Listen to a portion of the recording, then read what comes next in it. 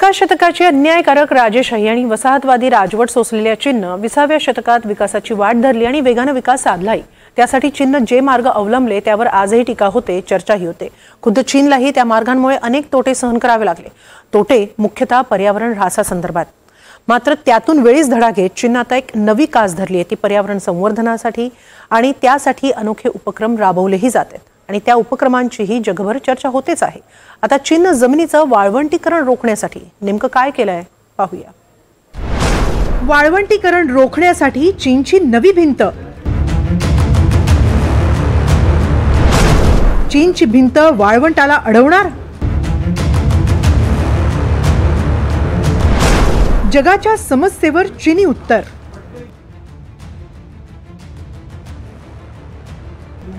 चीनच्या टेंगर वाळवंटात हे हजारो चीनी मजूर राबतायत ते वाळवंटाची वाढ रोखण्यासाठी। चीनच्या निंगशिया हुई प्रांतातील टेंगर वाळवंटावर हा वाळवंट रोधक पट्टा बांधला जातोय। त्याचा एक टप्पा पूर्णही झालाय। हा वाळवंट रोखण्यातील एक मैलाचा दगड मानला जातोय। झोंगवेई शहरातील चँगली युशी गावात कामगारांनी गवताच्या कांड्यांचे जाडसर पट्टे बसवले। पारंपरिक पद्धतीने एकमेकांमध्ये हे लांब पट्टे गुंफण्यात आले। अशा प्रकारे टेंगर वाळवंट इतर सुपीक जमिनीवर सरकण्यापासून रोखण्यात आले। गेले 60 वर्ष या उपक्रमांसाठी प्रयत्न केले जात आहेत। चीनमधली ही एक पारंपरिक वाळूरोधक पद्धती आहे।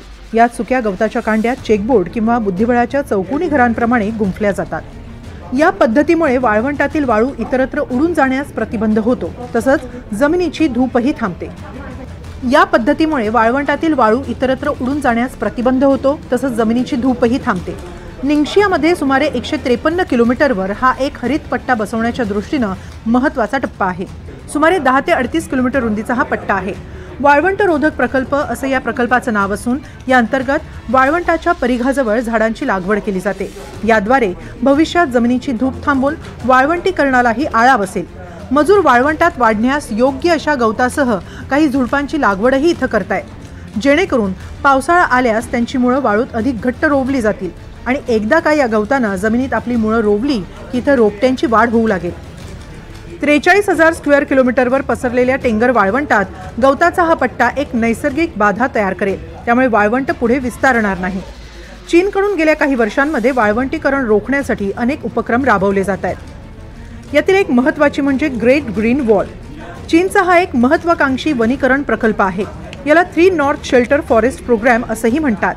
वाळवंटाच्या विस्तारात हिरवागार अडथळा निर्माण करण्याचे प्रयत्न होत आहेत। 1978 मध्ये गोबी वाळवंटीय प्रदेशात या अभियानाला सुरुवात करण्यात आली। चीनमधील वनक्षेत्र वाढवणं, वाळूची वादळं रोखणं, कार्बन उत्सर्जन कमी करणं ही याची मुख्य उद्दिष्ट आहेत। तर दुसरा प्रकार आहे स्ट्रॉ चेकरबोर्ड। वाळूचे ढीग स्थिर करणं, वनस्पतीच्या वाढीला अनुकूल हवामान तयार करणं अशी याची उद्दिष्ट आहे। गवताच्या पेंड्या एकमेकांत चौकोनी रचनेत गुंफल्या जातात। यात यंत्राचाही वापर केला जातो। तर वाळवंटीकरणाच्या आव्हानांना तोंड देणाऱ्या इतर देशांसोबत चीन सक्रियपणे आपला अनुभव आणि तंत्रज्ञान शेअर करतोय। दरम्यान 1950च्या दशकापासून चीननं माओवुसू वाळवंटातही ग्रीन वॉल तयार केली आहे। मंगोलियात पसरलेल्या या वाळवंटातील 80% भाग आता ग्रीन वॉलनं व्यापलाय। माओवुसू वाळवंटाचा विस्तार 38,000 किलोमीटरवर आहे। निंगशिया याच वाळवंटाचा विस्तारित भाग आहे। या सरकारी उपक्रमाला काही ग्रामस्थांनीही प्रचंड हातभार लावलाय। काही तर या गवताला झाडांना आपली मुलंच मानतात। इतक्या प्रेमानं ही ग्रीन वॉल बांधण्यात आली आहे। गेल्या 50-60 वर्षांत या उपक्रमांमध्ये आता नव्या तंत्रज्ञानानंही शिरकाव केलाय। पूर्वी हातानं पेरणी करून वनविस्तारीकरणाचे प्रयत्न व्हायचे, आता मोठमोठाली यंत्र वापरून पेरणी केली जाते। वृक्ष लागवडही करता येते। त्यामुळे तंत्रज्ञानाची पर्यावरण संवर्धनाला मदत होतीये। अगदी ड्रोनद्वारेही बियाणं पेरली जात आहे। गेल्या 30 वर्षात माओवुसू वाळवंटातील सुमारे 4000 हेक्टर वाळवंट सुपीक आणि हिरव्यागार जमिनीत रूपांतरित झालंय। या उपक्रमाअंतर्गत परिसरात 300 नव्या वनस्पतींची लागवड करण्यात आली आहे। त्यामुळे नव्यानं बहरलेल्या वनपरिक्षेत्रात आता काही प्राण्यांचा वावरही वाढलाय। अधूनमधून इथं ससे कोल्हे दिसत असल्याचं स्थानिक सांगतात। तर या प्रयत्नांना यश येत असल्यानं गावकऱ्यांसह कर्मचाऱ्यांचाही हुरूप वाढलाय। मी माओवुसू वाळवंटाच्या मध्यभागीच वाढली आहे। या वृक्ष जमिनीत मी लहानपणापासून बीज रोवत आली आहे, झाडं जगवत आली आहे। सध्या आमच्या टीमनं सरासरी सुमारे 1000 हेक्टरवरील वाळवंट रोखण्यात यश मिळवलंय।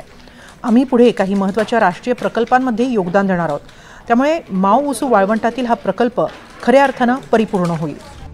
जसं सुयाल्टो यांनी सांगितलं त्याप्रमाणे हे काम एका वर्षातलं किंवा एका माणसाचं संस्थेचं नाही, तर या प्रयत्नांना राजकीय, शासकीय आणि सामाजिक इच्छाशक्तीनं यशस्वी ठरवलंय. चीननं आपले अविरत प्रयत्न सुरू ठेवले.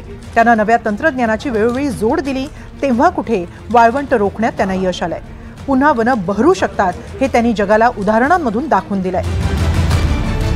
Bureau report, NDTV Marathi.